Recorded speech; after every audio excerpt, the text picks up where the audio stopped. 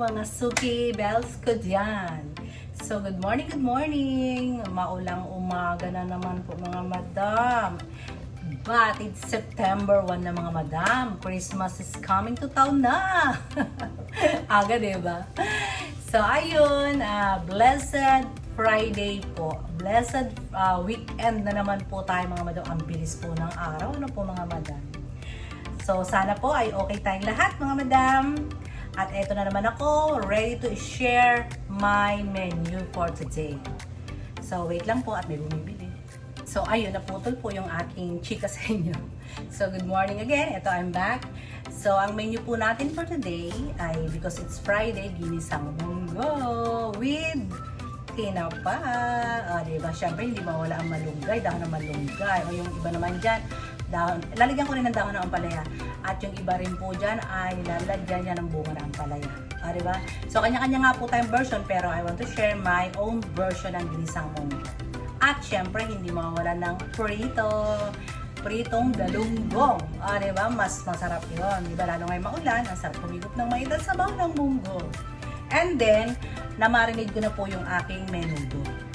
So again, laging may kalamansi, atay, syempre, di ba po, toyo, paminta, laurel. Yan po yung aking mga mixture sa aking menudo with salsa, syempre. Hindi ba wala.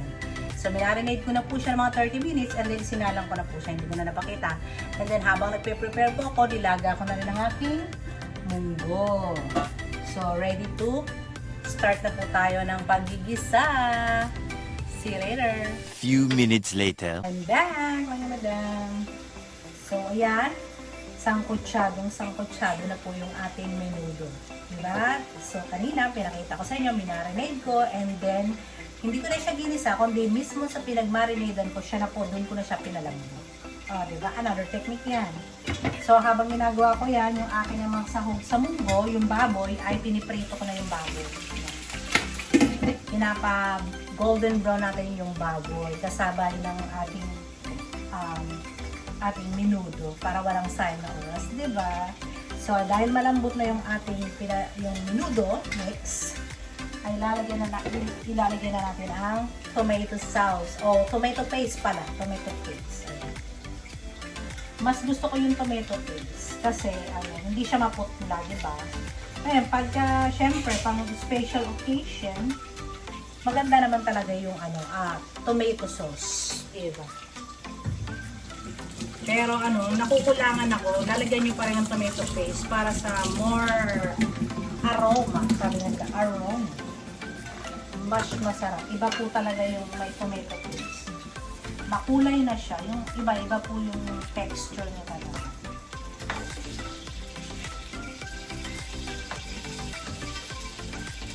Baka sabihin niyo, parang iba yung kalan ko. Yes, nagpalit ako ng kalan. Yung isa pong kalan ko ay siya ay isang burner.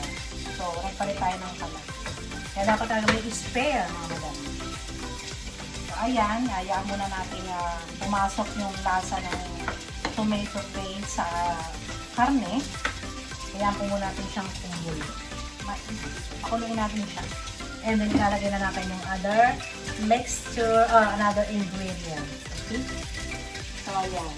Struggle is real. Pag nagpiprito ka ng baboy sa munggo, ayan ang mangyayari. Kaya muna natin mag golden brown. So balikan ko kayo. A few inches later. And I'm back. So ilagay na natin ang bawang sa ating karne. Brown na po yung aking baboy. Yan. Oh, struggle talaga yan. Ay. Alright. Bawang. Kasi nga may baboy, kaya ako tumatalsik ng baboy. Lagyan natin yung bawang.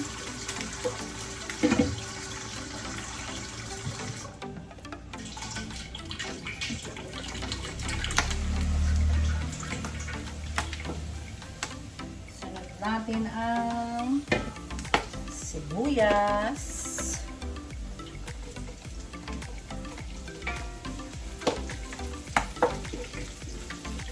Diba? Sibuyas. na lutong-luto ang ating mga gulay para, mga ingredients. Alam niyo naman, lagi ko po yung tinuturo sa inyo.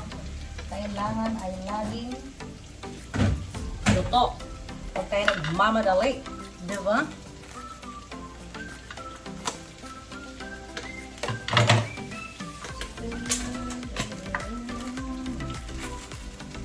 At ang ating alamang, I told you, laging pupugasan para hindi natin alam kung ginagapuan ng langaw yan, di ba? Or tsaka para mabawasan na rin po yung alat, di ba?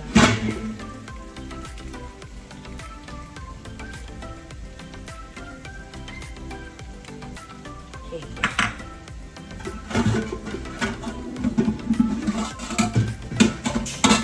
Tapos po, yan. Lalagay na natin ang kamatis.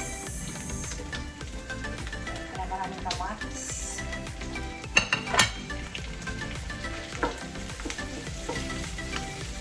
Ganito rin po ba kayo magluto ng munggo? Munggo ng bayan. Ang dami, ha? Siyempre, lagyan natin alamang para matawag dyan. Mag-isa din na mabuti. Nuhugasan ko po ito, ha, mga madam, para safe tayo. Tsaka hindi, para hindi maalat. Yan. Ayoko po ng maalat yan.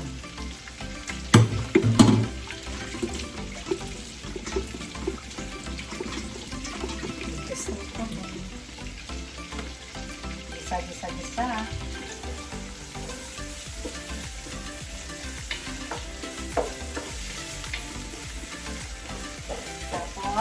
Para lahat sila ay malutong mabuti, ilagay na natin ang mahiwagang tinapa. Ito talaga yung nagpapasarap. Yung tinapa. Naglalagay din po ba kayo yan? Tinapa. Diba? Para ang lasa-lasa. And slight na patis. Slight lang. Slight na patis. Kasi may alamang na po yan. Ganyan po akong magmunggo. At konting pepper. Pepper to taste. So, takpan again. And ito na yung ating menudo naman. Menudo. O, diba? Ang ganda na ng kulay. Kung nakikita niyo po yan. Ang ganda na ng kulay. Ilagay na natin ang ating mga sausage. And then, pwedeng i-fried nyo na muna yung sausage. Kagaya ko, pinried ko na muna yung sausage. And then, dahil madali naman lumambot ang patatas, carrot, and everything. Mix together. Diba? Ang dali-dali ng mga madam. Ganyan lang siya. Mix all together. Ito po ay, kung pangbahay lang, huwag nyo nang sabawan. Ganyan na lang siya. Hinaan lang ang apoy. Okay na yan. Siyempre, lagyan natin lang siya ng konting sugar. Para manamis-namis. Ako po, lalagyan ko to ng konting sauce kasi nga pang tinda po tayo lagi, di ba? Pang tinda. So, ayan, takpan ko lang. Maya-maya lalagyan natin siya ng konting sabaw. Diba? So, balikan ko po kayo. 12 seconds later. So, okay na po yung sahog natin sa munggo. Nagisa ko na lahat ng mixture. Lagyan na natin yung ginilang na munggo. Yan na yung ating nilagang munggo.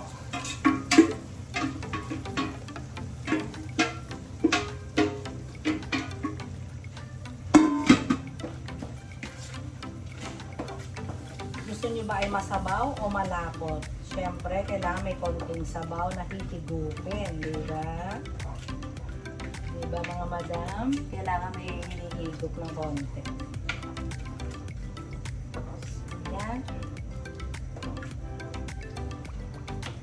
And, talagyan ko lang ng konting sabaw para masarap. Di ba? Masarap yung mayroong hinihigop. Paglawa ng ating pinaglaga. Diba? Ganun lang kaseko. So, pakuluan ng isang mabilis and then it's done.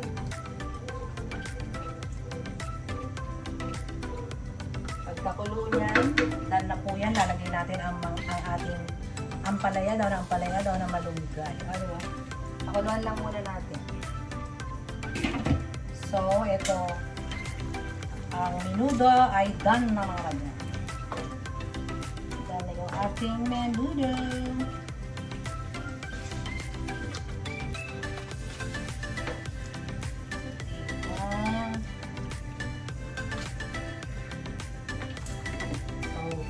Balik tayo again. 3 days later. Ang pagbabalik. So, menudo is done. Ayan siya. Diba? Kung makikita nyo lang yan, mamaya, ipapakita ko ng malapitan ko sa inyo, ha? It's done. And then, ito naman yung ating munggo.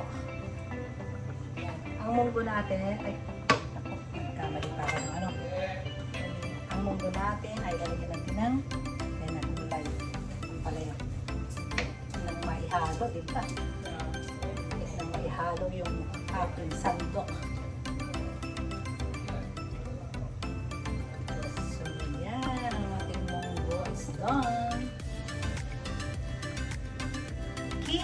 Balik ako again para sa fried galunggong. Menudo is done. Ayan. It looks yummy. And then, munggo is done. Ayan na mga madam ko. Luto na ang munggo. So, ito na nga po. Tayo ay matatapos na. Nagpiprito na po ako ng galunggong para sa ating munggo at saka sa ating menudo. So, tapos na po yung dalawa. Fried fish na tayo. So, alam niyo na po yan. So, hanggang dito na lang mga madam. Muli po.